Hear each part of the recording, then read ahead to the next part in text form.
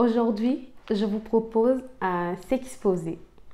On parle souvent des tailles de pénis et beaucoup moins de celles du sexe féminin.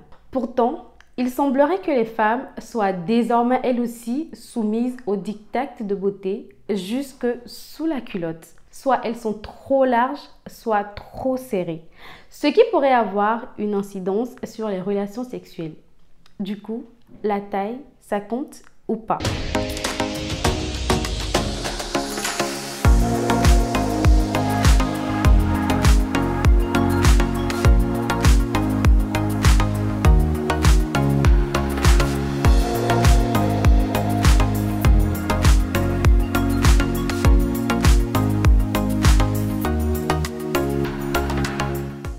Peut-être que cette question ne vous est jamais venue à l'esprit, mais le vagin a bel et bien une taille. Pour le mesurer, on part de l'entrée du vagin, c'est-à-dire de son ouverture au niveau de la vulve composée des lèvres supérieures et inférieures jusqu'à la pointe du col de l'utérus. En moyenne, il mesure entre 6 et 8 cm au repos.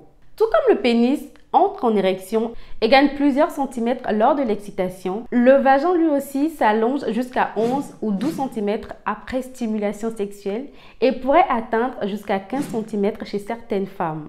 Lorsqu'on a la sensation que le sexe de son partenaire flotte dans le sien, on pense avoir un vagin trop large de façon immuable. Pourtant, la taille du vagin varie non seulement d'une femme à une autre, mais aussi chez une seule et même femme selon les périodes de la vie, c'est-à-dire avant ou après les enfants ou tout simplement les rapports sexuels, certaines positions favorisant ou non la dilatation. Bref, vous pouvez très bien être large un jour et étroite un autre. Les vrais hommes, les vrais, le savent et ne vous tiendront donc pas rigueur d'une grande élasticité qui marque très souvent aussi une grande excitation. Il faut savoir que le vagin est modulable du fait de sa souplesse et de son élasticité. Il épouse donc parfaitement les formes de son hôte, qu'il soit un pénis, un cestoïde ou des doigts. Petit rappel pour ceux qui pratiquent la pénétration vaginale. Un pénis en érection mesure entre 12 et 17 cm. De ce fait, même si le vagin s'allonge lors de l'excitation, il y a de fortes chances que le pénis ne puisse pas pénétrer en entier. Donc, ça ne sert à rien de vouloir tout faire entrer au risque de faire mal à sa partenaire en allant cogner contre le col de l'utérus. Surtout si elle souffre d'endométriose, de vaginisme ou possède tout simplement un utérus rétroversé. On rappelle que le but d'un rapport sexuel est de se procurer du plaisir et non que cela fasse mal. Vous pouvez jouer des positions quand vous faites l'amour.